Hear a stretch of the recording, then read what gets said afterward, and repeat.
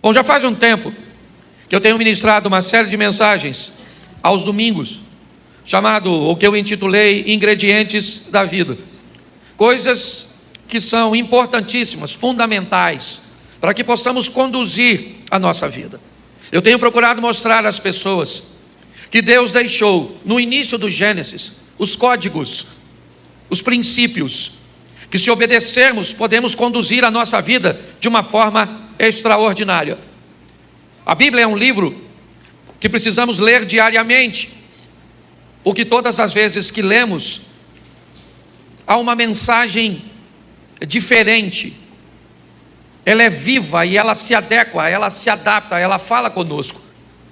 Mas quando o assunto é vida na terra, 2 capítulos apenas, se forem lidos e entendidos com maestria, darão a você um nível de vida nessa terra extraordinário. Só 2, pastor. Nossa, só 2. Eu não estou falando de salvação, eu estou falando de vida terrena. Às vezes focamos demais no reino de Deus e esquecemos que Jesus, quando ensina seus discípulos a orar, a chamada é oposta. Na oração do Pai Nosso não é eu vou para o teu reino, é que venha o teu reino.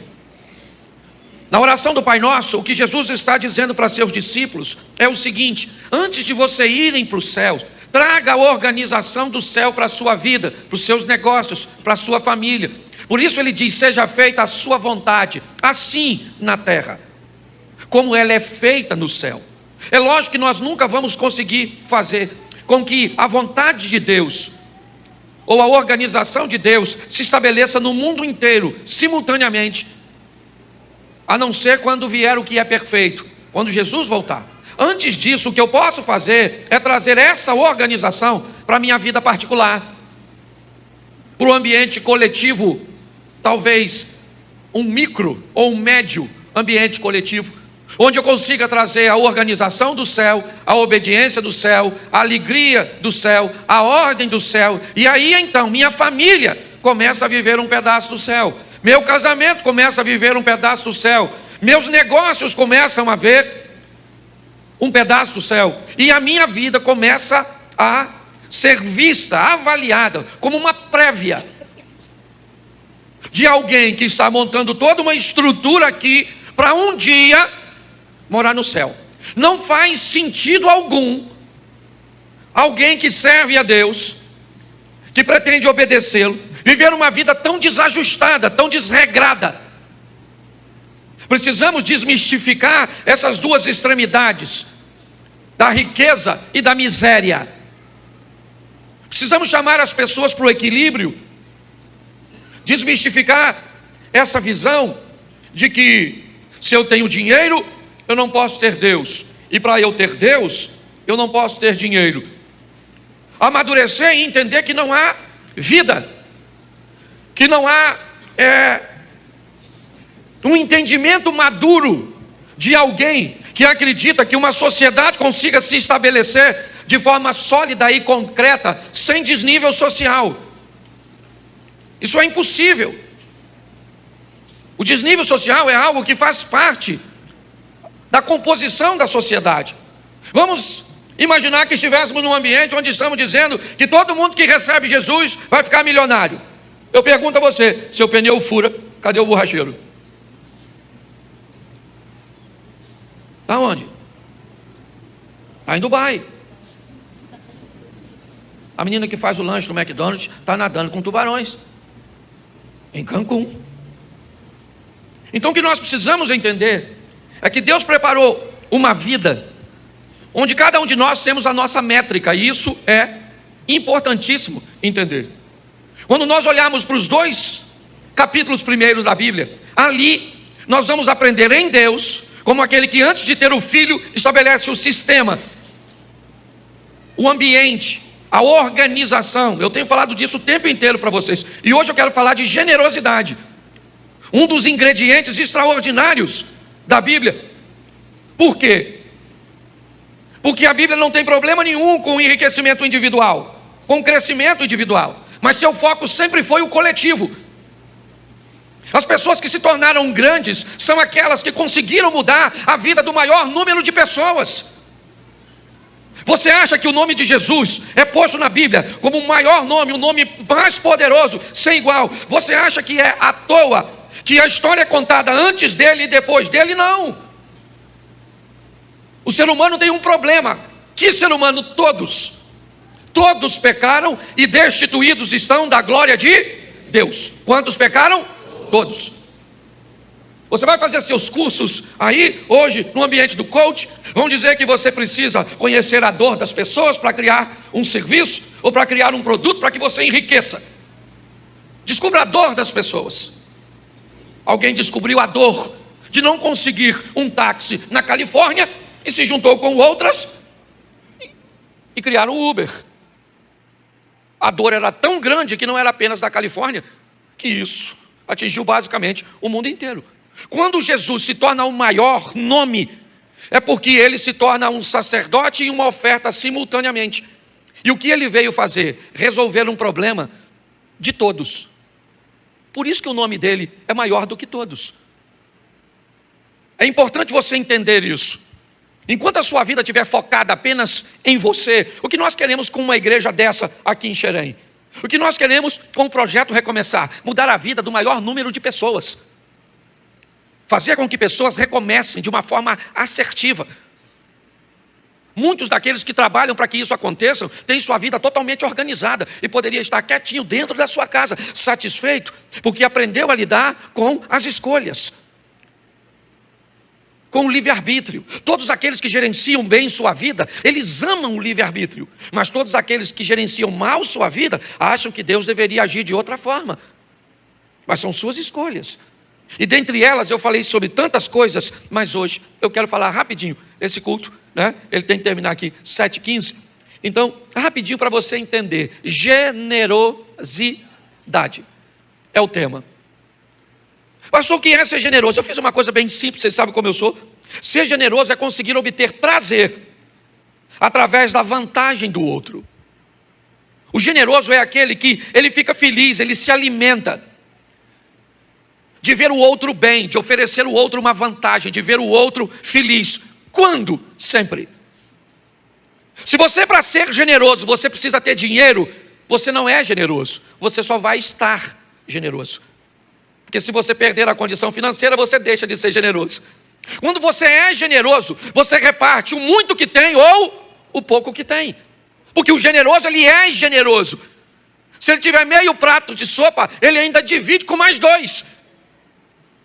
Porque a generosidade está nele. O generoso, ele pode estar numa posição confortável ou não, que ele é generoso. O generoso é aquele que vai fazer algo e pode levar vantagem com aquela generosidade ou não. E ele vai fazer do mesmo jeito. Porque tem gente que só é generoso com gente que pode retribuí-lo. Isso não é generosidade. Quando nós olhamos para isso, nós descobrimos que com quem eu vou ser generoso? Com quem eu conheço e com quem eu não conheço. Independente da medida. Por isso que às vezes nós falamos algo que a maioria das pessoas às vezes não tem noção do resultado. Por que você não levanta todo dia de manhã e compra 5 pãezinhos 2 vezes na semana e bate na casa de alguém que você sabe que não tem uma condição tão legal e dá para ela? Isso faria tanta diferença na sua vida, sim ou não? Isso, só se você for generoso. Porque se não for, não tem impacto na sua vida. Melhorar a vida dos outros é a nossa missão. É preparar pessoas para viverem uma vida extraordinária aqui na terra. Uma vida sensacional aqui e depois ir para o céu. Não há permuta na Bíblia, é graça. Graça é um favor que você não merece, não adianta. Todas as vezes que você encontra com Jesus, se você encontrar com Jesus de verdade, aprenda uma coisa: todas as outras pessoas desaparecem no momento do encontro. Porque Jesus faz com que você veja você mesmo. E quando você olha para você, você descobre que agora, olhando para você de uma forma nítida, mostrada por aquele que te criou, você descobre que você não tem autoridade para criticar ninguém. E aí você consegue se ver como igual ou pior. Porque o apóstolo Paulo diz que dos pecadores, ele se via como o pior. Quando nós nos colocamos nesse posicionamento, perdemos o direito de criticar os outros. Por isso, todas as vezes, isso eu falo de mim, e já falei isso aqui na igreja, todas as vezes que eu me pego falando mal dos outros, eu sei que eu estou perto do diabo. Todas as vezes que eu me vejo falando bem dos outros, eu sei que eu estou perto de Deus. Se eu estou falando bem dos outros, ah, pastor, mas tem muita gente ruim. Aliás, eu tenho descoberto que não tem gente ruim, não. E nem errada. Todo mundo é certo, só pode estar no lugar errado. Todas as pessoas me parece que têm o seu lugar na sua vida. Talvez não tão perto. Talvez não tão na tua intimidade. Eu tenho descoberto isso, eu nunca parei para pensar. A gente chega com a vida, 50, 60 anos, alguém diz assim, ah, eu tenho poucos amigos. Eu não concordo não, de um tempo para cá eu passei a pensar nisso. Como é que você vive 50 anos e tem um amigo só? Tu é ruim pra caramba. Um cara com 50 anos, ele tem que ter pelo menos de 10 a 15 amigos. Pode não ser no mesmo nível. É isso que é legal, senão você coloca a pessoa no lugar errado. Eu tenho amigo que viaja comigo, gente boa para viajar. Para ir na minha casa não vai nada. Eu tenho amigo que vai na minha casa, mas não viaja comigo. A mulher é preguiçosa. A mulher dele não divide o serviço com a minha quando vai viajar. Entendeu? Não quer rachar a despesa. Eu tenho amigo que eu conto meu segredo, mas não empresto dinheiro. Eu tenho amigo que eu empresto dinheiro, mas segredo. Mas de jeito nenhum. Porque conta para todo mundo. E aí eu descobri que todo mundo cabe, é só achar a gaveta. É só achar o ambiente. Por isso que nós estamos tão doentes, que ninguém quer se relacionar mais com gente. Bicho agora. Eu tenho repetido isso o tempo inteiro. Bicho, tem gente criando bicho e pior. Botamos o nome de gente em bicho. A moça falou comigo, o Antônio. Eu falei, Antônio? Quem é o Antônio? Ela falou, meu cão. Eu falei, seu cachorro chama Antônio? Falei, gente. Ela falou, pastor, o senhor não está entendendo. Meu cachorro só falta... Meu cachorro parece... Aí eu falei para ela, falei, desculpa com todo respeito. Seu cachorro não parece gente. E provavelmente ele sabe que não é gente. Quem esqueceu que é gente? É você. Porque quando você bota um cachorro para dormir contigo, às vezes o cachorro nem quer, ele só fica porque acostumou. Ele nem gosta do seu cheiro, ele não gosta. Certo? Ou seja, não é o bicho que está parecendo com gente, é a gente que está parecendo com bicho. E Jesus está para voltar. Se é que não já voltou e deixou a gente. Cuidado que você pode estar rindo de você. Não, é importante você entender isso. Certo?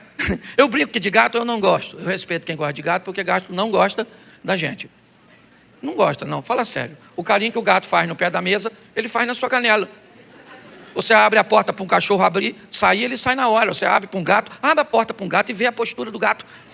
Ele olha para tu e pensa, olha o que eu quiser, eu saio. Não pedi para você abrir. Você conhece um gato que morreu num assalto? Não, porque o gato não reage. O cachorro já morreu, o gato está lá, levanta a mão e diz, se deixar o saco, está agradecido. Não, na verdade, só me deixa, não é nada meu aqui. Há um tempo atrás eu fui tomar um café com uma moça, vou falar um dia não, que é perto aqui, o pessoal conhece. O lugar pequeno tem disso. E ela então, ela chamou o nome que eu achava ser uma menina. Entrou um frango pela porta da cozinha. Eu estava com uma xícarazinha de café, Lu, e aí entrou um franguinho da pescoço pelado. Nunca na minha vida eu já vi chamar o frango, mas chamar o nome de uma pessoa e vi um frango, eu achei extraordinário. Pois bem, aí ela olhou para mim e disse, pastor, é linda, não? E ela, pensa numa franguinha bonitinha, dava até pena de matar. Só que o pior estava para vir. Ela olhou para a frango, pastor, é linda? Eu falei, linda. Ela falou, sim, é minha filha. Quando ela falou a minha filha, aí a cabeça do comediante, ela abriu, Daniel. Ela abriu. Eu falei, essa dona bota ovo, não é possível.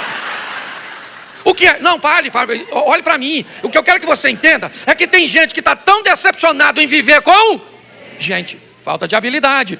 Quem começa achando que todo mundo é bom, termina achando que todo mundo é ruim. E todo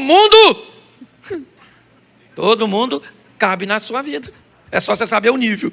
Os mais próximos, os médios, o distante, a turma do sol, o buraco negro. Você está entendendo? Tem gente que vai ficar bem distante, mas cabe. E é por isso que muitas pessoas azedam seu coração e não conseguem mais ser generosas. Preste atenção nos textos que eu vou mostrar para você agora. Coloque para mim, segundo livro do profeta Samuel, capítulo 9, verso 3. Olha a posição que esse camarada toma, que eu acho que vale a pena. E disse o rei Davi, Não há ainda algum da casa de Saul para que eu use com ele de benevolência de Deus? Então disse Ziba ao rei: ainda há um filho de Jonatas, aleijado de ambos os pés. Preste atenção, porque não é à toa que Davi é grande, ele só não é perfeito. Você nunca vai ver a Bíblia escondendo o defeito de ninguém. Abraão é o pai da fé, mas fica com medo de matá-lo e mente, certo? Para o rei do Egito, para resguardar sua vida. Você vai olhar para Noé, encheu a cara e ficou pelado. A Bíblia não podia deixar isso para lá? Você pega o Salomão, foi um camarada que, para ter paz no seu reino, casou com a filha de seus inimigos e trouxe a idolatria. Deus nunca teve preocupação de esconder a deficiência do ser humano, mas sempre de ressaltar, certo, a sua perfeição. Quando Davi erra e mata Urias e se casa com a mulher dele, Deus diz: Davi, ninguém vai falar mal de mim por sua causa. Se você não tem apreço pelo seu nome, eu tenho pelo meu. Então ninguém vai falar que eu sou conivente com você. Seu filho vai morrer, aquilo que você fez em oculto vão fazer em praça pública. A espada jamais vai se apartar da sua casa. Então Deus, ele sempre mostrou os grandes, como Davi, porque esse camarada, ele é grande, ele é rei. Porém ainda há da linhagem do rei Saul alguém vivo.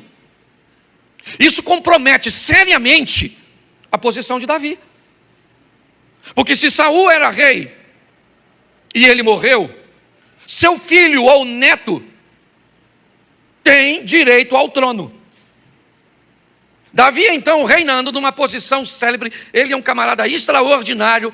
Ele pergunta: não há ninguém da casa de Saul para que eu use com ele de benevolência? Que história é essa, cara? De tratar bem um camarada que é um camarada que tem direito ao lugar onde você está?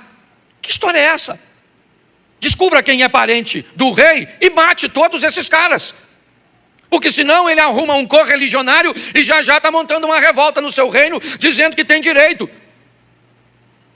Mas muito mais do que generosidade, o que Davi tem é entendimento. Davi sabe que se o leão não o matou, foi porque Deus era com ele. Se o urso não o matou, foi porque Deus era com ele. Se o gigante não o matou, era porque Deus era com ele. Se Saul, na época que era rei, não o matou, é porque Deus era com ele. Então ele sabe que se Deus o colocou no trono, só Deus o tira de lá. É importante. Hoje nós temos um dos homens mais importantes, talvez da nossa nação, aqui conosco. Ele já chegou, uma autoridade, numa das áreas mais importantes de qualquer nação do mundo, a saúde. E que precisa de conexões, inevitavelmente. Mas as maiores conexões que temos, elas estão no céu, estão nos céus. Ainda que precisamos de muitas na terra. Davi, o que ele está dizendo aqui é: eu vou achar alguém da casa de Saul e vou pegar esse indivíduo da casa de Saul e vou trazê-lo para comer na minha mesa. Ao invés de matá-lo, eu vou abençoar. Esse cara tem que ser grande. Todas as vezes que você vê alguém pequeno, ele pode estar numa posição alta, mas se ele segurar alguém para que esse alguém não cresça, ele também tem que estar embaixo para segurar. Uma das maiores virtudes de alguém que é grande é gostar de ver as pessoas que estão ao seu redor crescer. Essa é a grande verdade. Davi olha e ele diz: tem alguém? E aí alguém diz. Provavelmente quem está dizendo talvez pense até que Davi vai matá-lo. Mas quando ele diz: olha, ainda tem um rapaz que durante a fuga, na morte de Saul e de Jonatas, para não morrer, a mulher que cuidava dele sai correndo com o garoto. E ela tropeça, o menino cai no chão. E ele então sofre um acidente e fica paralisado. O nome dele é Mefibosete. Ele é neto de Saul, filho de Jonatas. Mas presta atenção o que Davi diz. Ainda há, não bota, volta lá. Não há, é uma pergunta, não há ainda algum da casa de Saul para que eu use com ele de benevolência de quem? De Davi?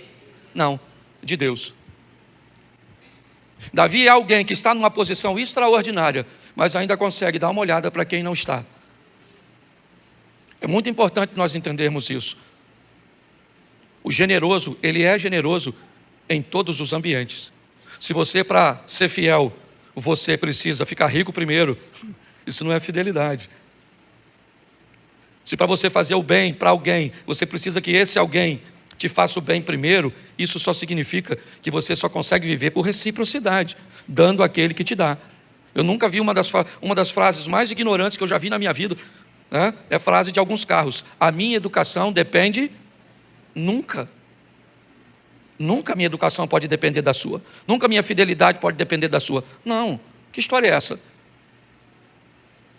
Todas as vezes que alguém faz o mal a você e você se torna uma pessoa má, esse alguém não é seu inimigo, ele é seu discipulador.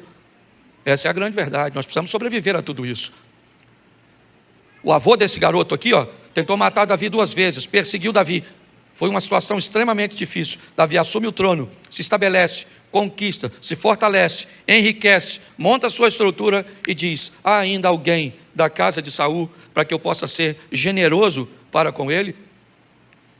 E se você ler essa história um pouquinho mais à frente, vai ver que Mefibosete pôde provar da generosidade, um homem grande, forte, poderoso e valente, mas sensível, que ouvia a voz de Deus. Que essa seja a nossa vida. Posso ouvir um amém? Amém. Vamos lá? Neemias capítulo 1, verso 4. Neemias 1, 4. E sucedeu que, ouvindo eu essas palavras, assentei-me e chorei e lamentei por alguns dias. Estive jejuando e orando perante o Deus dos céus. Verso 5. E disse: ah, Senhor, Deus do céu, Deus grande e terrível, que guarda o conserto e a benignidade para com aqueles que te amam e guardam os teus mandamentos. Estejam, pois, atentos os teus ouvidos e os teus olhos abertos para ouvir a oração de teu servo, que hoje faço perante ti, de dia e de noite, pelos filhos de Israel. Preste atenção. Neemias, o copeiro de Artaxerxes, o rei da Pérsia, segundo maior império que já governou a terra, perdendo apenas para o babilônico de Nabucodonosor. Foi esse império que o destituiu. Quando nós olhamos para esse ambiente, nós descobrimos algo extraordinário. Quem é Neemias? Ele é o copeiro, um conselheiro, alguém muito próximo do rei. E nesse ambiente, ele tem todas as vantagens possíveis. Mas quando chega alguém vindo de Jerusalém, ele pergunta: como é que estão as coisas lá? Ele disse: olha, lá as coisas não estão boas, Neemias. As portas estão quebradas, os muros estão derrubados, tacaram fogo, nosso povo está numa situação lastimável. Aí ele disse: aí eu sentei, chorei, jejuei, fui falar com Deus e montei uma estratégia para fazer uma viagem dali até lá e mudar a história daquele povo. Generosidade coletiva. Quando nós olhamos anteriormente, vemos Davi estabelecendo a generosidade individual. Porque às vezes o que dá para você é ajudar um vizinho, é ajudar um mendigo, é ajudar um necessitado, é ajudar um casal que está se separando, é ajudar alguém com pouco recurso que você tem. Quero usar o exemplo de Davi, mesmo sendo rico. Aquela ajuda pequena, mas que faz a diferença na vida de uma pessoa. Mas talvez você possa fazer a diferença para um grupo de pessoas, para um asilo, porque você sabe contar histórias, para uma casa de recuperação. Você pode doar um pouco do seu tempo. Quando nós olhamos para esse exemplo, o que nós estamos vendo é um camarada que está numa situação extremamente agradável. Mas naquele ambiente, ele é generoso. E o generoso, ele não consegue ser feliz se alguém estiver sofrendo. É isso. E é isso que ele faz. Esse camarada, ele faz uma viagem, reconstrói os muros, enfrenta os obstáculos para mudar a vida dos outros. Me perdoe o que eu vou falar, mas muitos de nós, se não prestarmos atenção, cruzamos aquelas portas olhando só para o nosso umbigo. É o meu casamento, é a minha dívida, é a minha saúde, é o meu problema, é a minha casa, é o que eu estou querendo, é o que eu estou querendo. E o outro é que se dane, é cada um por si e Deus por todos. Até os mosqueteiros estão melhor que a gente. Mudar a vida dos outros é a essência. Eu tenho que pular agora para usar o texto, porque eu ainda não comecei a pregar, eu começaria agora. Lucas 10, 25, eu vou ler e depois vocês pegam aí em casa. Eu ainda quero orar pelo ministro, tá certo? Quero agradecer, anunciei que o senhor vinha. Obrigado, Daniel, Wilton, Luciana. Que Deus abençoe, certo? É um prazer recebê-lo aqui. Na verdade, eu falei antes do senhor chegar que a vinda do senhor aqui é um cumprimento de uma palavra profética que nós temos para a nossa igreja, que viriam para Xerém, pessoas que nunca viriam aqui, autoridades. E hoje nós temos o senhor aqui. Na verdade, é simplesmente um cumprimento daquilo que Deus já faria. Então, não vou nem agradecer o senhor por estar aqui, porque eu sei que foi Deus que mandou, certo? Tá bom? E eu sei que o senhor ouve a voz de Deus. Vamos lá, Lucas 10, 25. Deixa eu ler bastante, vou falar pouquinho. Eis que levantou um certo doutor da lei, tentando, dizendo: mestre, que farei para herdar a vida eterna? Preste atenção, essa é a história que deve estar na boca de todo mundo. Talvez não dos mais jovens, mas de quem está morrendo. Ou pelo menos de todo crente. Vida eterna. Vida eterna, gente. Pensa num assunto sério, que a alma é a mais interessada. Porque nós somos uma trindade. Quando nós olhamos para Deus, por que Deus criou tudo? Porque nós entendemos que, biblicamente, tudo que Deus cria, Ele assina. Ele assina tempo? Assina, porque foi Ele que criou. Então o que é tempo? Presente, passado e futuro. Sim ou não? Isso.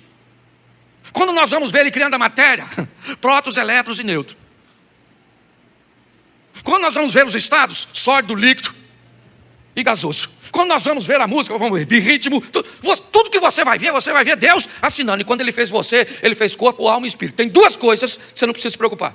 O espírito que vai voltar para Deus, ele é perfeito. E o corpo que vai voltar para a terra. Mas é a alma, vida eterna.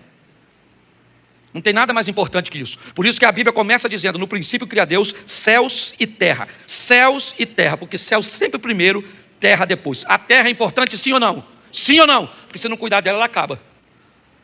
Mas o céu sempre vem primeiro. Quando você se envolve no humanismo, principalmente ateísta, muda o jogo. Você até se preocupa com o céu. Mas é primeiro, no princípio criou Deus, terra e céu. É a opinião dos outros que vale, é o posicionamento dos outros que vale. É assim que funciona. Esse camarada, me parece que há uma reunião. Está todo mundo sentadinho. Quando esse doutor da lei se levantou para interpelar Jesus sobre o assunto vida eterna. Preste atenção. Vamos lá. Ele disse: volta para mim, por favor, que eu me perdi. Eis que se levantou um certo doutor da lei, tentando, dizendo: mestre, que farei para herdar a vida eterna? Disse-lhe, olha só, e ele lhe disse: que está escrito na lei e como leis? Preste atenção. Jesus, além de não responder o que o cara perguntou, ainda pergunta em cima da pergunta do cara. O que ele está perguntando? O que você sabe sobre vida eterna? E como é que se lê? Aí ele vai dizer o que ele sabe. Respondendo ele, disse: amarás ao Senhor teu Deus de todo o teu coração, de toda a tua alma, e de todas as tuas forças, e de todo o seu entendimento, e ao teu próximo como a ti. Isso, ele sabe, sim. Todas as vezes que você pergunta algo a alguém, provavelmente 3 finalidades você tem. Principalmente básicas. Primeiro, você pergunta porque você não sabe, e você indaga a pessoa porque quer trazer o conhecimento dela para você. Segundo, você pergunta para comparar se o que você sabe está certo e quer mais uma fonte de avaliação. Ou terceiro, você quer envergonhar o indivíduo tendo a expectativa de que ele não saiba responder. Quando Jesus volta para ele, ele responde exatamente: vamos amar de todas as forças e ao próximo. Vamos ver o que Jesus disse. E disse-lhe Jesus: respondeste bem, faze isso e viverá. Jesus disse: você está me perguntando algo que você já sabe. Esse dia uma mulher veio aqui falar comigo: pastor, meu marido me bateu, o que eu faço? Eu falei: não sei. Ela falou: o senhor não acha que eu devo denunciá-lo? Eu falei: eu não acho nada. Pastor, mas ele bateu em mim. Bateu. Denuncio ou não denuncio? Não sei. Porque o que ela queria? Denunciar, sim ou não? Claro que queria. Ela só queria que eu dissesse para ela denunciar, que ela denunciava, e quando o marido fosse falar com ela, ela ia falar o quê? O pastor mandou denunciar, eu nem queria. Aí, sabe quem ia estar pregando aqui? Uzia. Porque eu morri. Aqui, ó. O que isso aqui demonstra? Que a maioria de nós já sabe o que precisa ser. Jesus disse para ele: cara, você acabou de me dizer, de me responder exatamente o que você me perguntou. Então Jesus diz: já que você sabe, vai e põe em... Porque uma coisa é saber. Mulheres, sede submissa aos vossos maridos. Sabe disso? Nem emudeceu? Deixa eu trocar a pergunta para os homens. Homens, amai as vossas esposas como Cristo amou a igreja. Tu ama, miserável? Filho, honre seu. O filho honra. Todo mundo sabe o que precisa ser, mas ninguém faz. É isso que está, a conversa aqui é essa. Só que o assunto é mais profundo que a vida eterna. Mas a regra é a mesma para a vida aqui na terra. Presta atenção. Jesus falou, vai lá e faz isso, que você viverá. Beleza, vamos embora? Ele, porém, querendo justificar-se a si mesmo, disse, quem é o meu? Pensa numa pessoa difícil de você identificar. O seu próximo. Por quê? Porque ele é todo mundo. Não tem seleção para próximo. Próximo é todo aquele que cruza seu caminho precisando de ajuda, de você. Ô gente, pasme você, 99% das pessoas que me pedem ajuda não tem nada a ver com coisa material. Sabe o que eles querem? Nós temos um grupo de oração aqui, ó. E eu que não boto tudo. Porque todo dia eu recebo assim, mas é assim, ó. Hoje eu botei 2 de manhã no aeroporto, a gente chega e fala, o que você quer, meu filho? Quero só oração, uma bênção. Porque é isso que o povo quer. E você não pode ajudar? É porque não é a sua prioridade. Essa é a grande verdade. O que Jesus está dizendo, né? Agora para ele, ou melhor, volta lá nele. Ele pergunta, quem é o meu próximo? Como se ele tivesse. Aí Jesus vai contar a história que eu quero terminar com ela. Vamos lá. Respondendo, Jesus disse, descia um homem de Jerusalém para Jericó e caiu na mão dos salteadores, os quais o despojaram, espancando, se retiraram, deixando meio morto. Preste atenção. Imagine que Jerusalém é Petrópolis e esse cara está indo para a refinaria Reduc. Ok? Só para você entender, a nível geográfico, o que é Jerusalém. Por isso que todas as vezes que você vê Jerusalém, ou alguém está subindo ou está descendo. O texto está dizendo, né, que um indivíduo, ele desce, ele está vindo de Jerusalém, ou seja, de Petrópolis para Caxias, certo? No caminho, aí, ele encontra os salteadores, tá certo? Que o espancam e deixam ele meio morto, só para você entender. Então está lá, o cara meio morto, jogado. Vamos ver o que acontece que Jesus quer transmitir. Ocasionalmente, preste atenção, em algumas traduções Jesus está dizendo que quase sempre um cara vai passar por ali. Esse camarada é um sacerdote. Ele também está descendo. Provavelmente é mais ou menos como aquelas cidades que para morar é muito caro e você usa uma cidade próxima como moradia. É mais ou menos Jerusalém e Jericó. Muitos trabalhavam em Jerusalém, mas usavam Jericó como uma cidade dormitório, porque era mais barato. O sacerdote, me parece, servia a Deus em Jerusalém, terminou seu turno, ele está descendo para dormir em casa, em Jericó. Por isso que é ocasionalmente. E o que ele vê? Ele vê o cara ferido. E o que ele faz? Nada. O sacerdote. Terminou seu turno da igreja, está tudo certinho, e está indo embora. Ele olha o indivíduo e não tem generosidade, não tem misericórdia, não tem nada. Tenha fé. Tem a Bíblia na mão, tem a canção na mente. O que não tem é vida. Não estou levando para a extremidade, temos que ter os dois. É só para você entender. Muito bem, vamos ver o que Jesus continua dizendo. De igual modo, então, igualzinho, agora também vem um levita, que também serve na casa do Senhor, um posicionamento talvez inferior um pouquinho ao sacerdote, ainda que todo sacerdote também fosse levita. Ok? Mas ele também faz a mesma coisa. Observa o indivíduo e deixa o indivíduo onde ele está. Não tem tempo para cuidar. Talvez está cansado, tem recursos só para ele e não vai dividir. O que eles não sabem é que o que eles sabem na Bíblia de ajudar o próximo, eles precisam entender quem é o próximo. Anteontem, eu estava indo para Cuiabá. Fiz uma escala em Guarulhos. E aí, uma moça me abordou chorando. Eu falei, o que foi? Ela me disse, eu vim para cá para tentar uma inseminação artificial. Eu fiz, meu marido está ali, e quando eu vi o senhor, eu quis vir aqui falar com o senhor. Eu falei, é um prazer. Ela falou, gosto muito do senhor. Eu falei, está certo. Deus abençoe. Porque você acaba acostumando a ouvir as histórias. Aquilo pode se tornar comum. Ela virou as costas e sentou e começou a chorar. Quando eu olhei aquela mulher chorando, me deu uma tristeza tão grande. Eu tratei ela com toda a educação possível, é verdade. Mas eu poderia ter dado para ela muito mais do que dei, só que naquele momento eu estava preocupado com o meu celular. E aquela mulher estava preocupada com o futuro dela, com ter um filho. Eu então fechei meu celular, fui até ela, abordei os dois novamente, orei com eles, dei uma palavra de conforto para eles. Por quê? Porque o próximo é aquele que passa. É isso que está acontecendo. O cara está saindo da igreja, os dois, da igreja para casa, sabe? Ah, mas eu não tenho tanto. Cuidado com o que você diz que não tem. Às vezes é só um pouquinho de você que pode ficar. Esse é o grande problema hoje, até da nossa família. Saímos trabalhando para trabalhar de casa durante o dia e levamos o quê? O melhor de nós. Deixamos tudo na rua. E quando a gente volta para casa, o que chega em casa é apenas o pior de nós. Só o refil. Pare e pense. Quando Jesus conta essa história, olha só, vendo passa ao largo, agora quem é que vem? Mas agora vem um samaritano. Não sei o que eu posso usar, porque hoje é tudo, qualquer coisa que eu usar pode ser. Não sei o que eu posso usar como samaritano. Ah, um cara doidão. O samaritano, cara doidão, descobriu o metido, sem grana, certo? Provavelmente, sei lá, qualquer coisa que eu falar vão usar contra mim. Não posso falar mais nada. Se eu falar que o cara tem tatuagem, eu estou lascado. Se eu falar que o camarada é macumbeiro, eu estou lascado. Se eu falar... Então era um cara. Sei lá, você cria agora o personagem. O samaritano. Ele vinha de viagem, ele está passando. Ele não é sacerdote, ele não é levita. Ele é um cara que está passando. Mas o que ele é? Generoso.